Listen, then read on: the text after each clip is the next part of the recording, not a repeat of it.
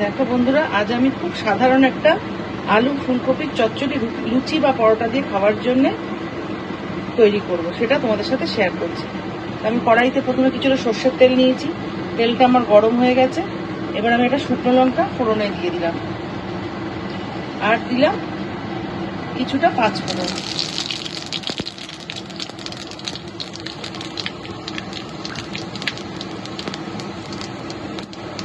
এবার দেবো আমি কিছুটা হিং।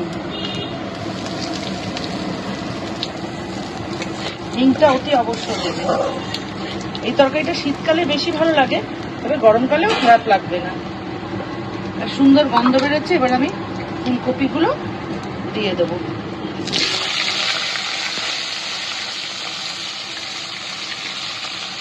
ফুলকপিটা ছোটো ছোটো করে কেটেছি, আর এটা যেহেতু চচ্চড়ি হচ্ছে ওই জন্য এটা ঢাকাই দিই।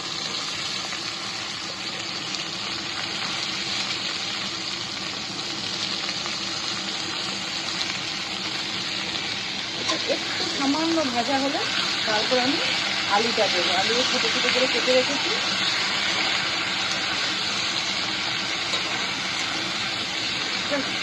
মানে খুবই সাধারণ তরকারি, সবাই হয়তো বাড়িতে করো, খুব ভালো লাগে খেতে।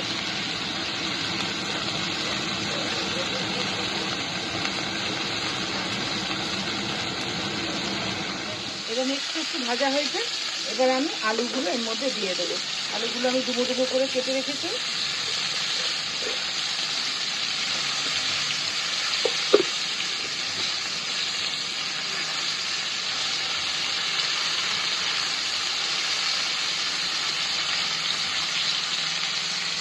এবার আমি দেবো একটু নুন, আমার কাছে নুন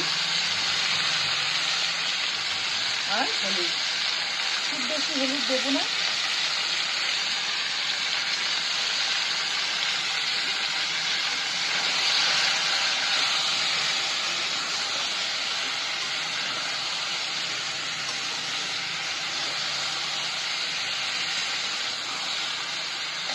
এবার দেবো কটা কাঁচা লঙ্কা।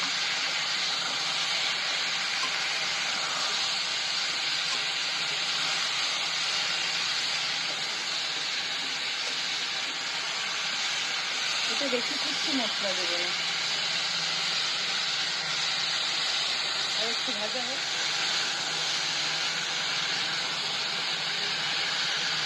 এবার এর মধ্যে আমি দিয়ে দেবো দুটো কুচনো, মিডিয়াম সাইজের কুচনো টমেটো এর মধ্যে আমি দিয়ে দেবো।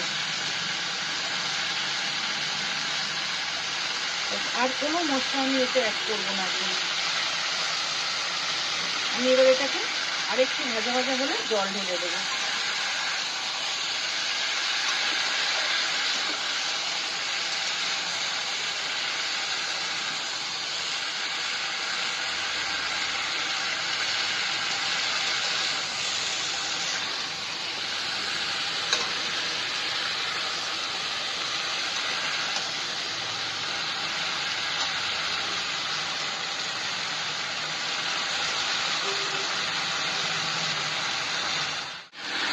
দেখো আমার এটা ভাজা হয়ে গেছে, আর টমেটোটাও গলে গলে গেছে। এবার আমি এখন এর মধ্যে জল ঢেলে দেবো। না, কিছুটা জল দেবো, কিন্তু খুব বেশি জল দেবো না, কেন এই তরকারিটা মাখা মাখা হবে। দিয়ে এবার আমি ঢাকা দিয়ে দেবো। একটু ফুটে উঠলে তারপরে আমি চিনিটা দেবো।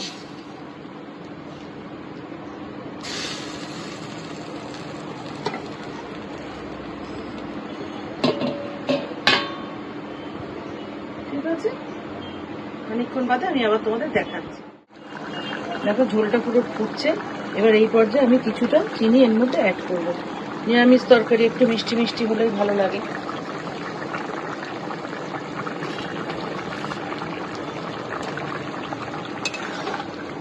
দিয়ে আবার নেড়ে আমি এটাকে ঢাকা দিয়ে দেবো।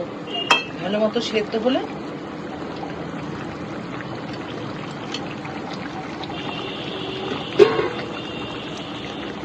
আবার আমি এটাকে ঢাকা দেব।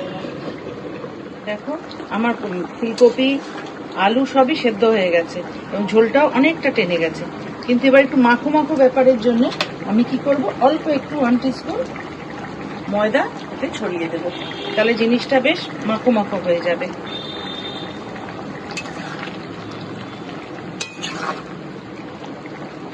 আর একটু ঢাকা দিয়ে দেবো, আর একটু ফুটবে এটা।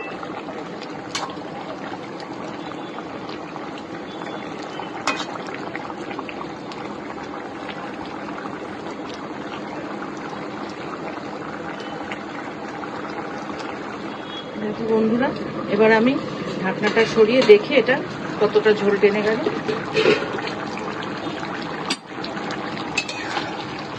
আমার একদম রেডি, আর টানাবো না, কেন এটা ঝোলটা টেনে যাবে।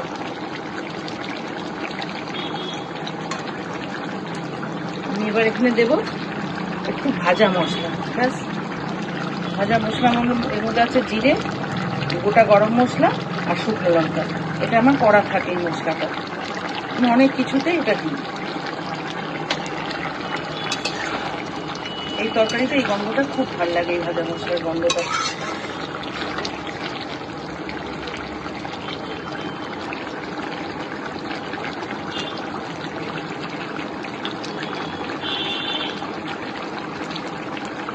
তাহলে হয়ে গেল আমার কপি আলুর চচ্চড়ি। লুচি বা পরোটা দিয়ে খেতে দারুণ লাগে, এটা খেয়ে দেখো তোমরা।